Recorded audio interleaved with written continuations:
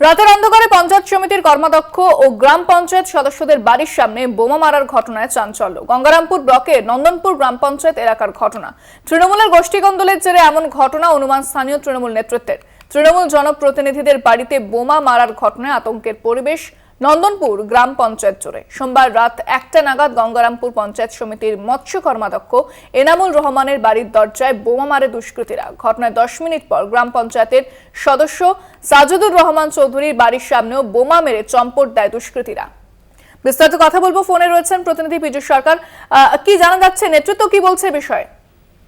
দেখো, এই বিষয়ে জেলা নেতৃত্ব কিন্তু স্পষ্ট বলেছেন যে যে এলাকায় এই ঘটনা ঘটেছে সেই এলাকাতে বিগত নির্বাচনগুলিতে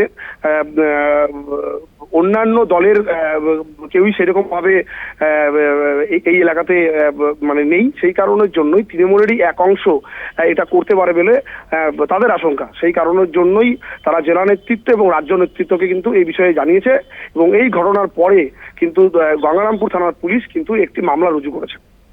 ধন্যবাদ পীযূষ।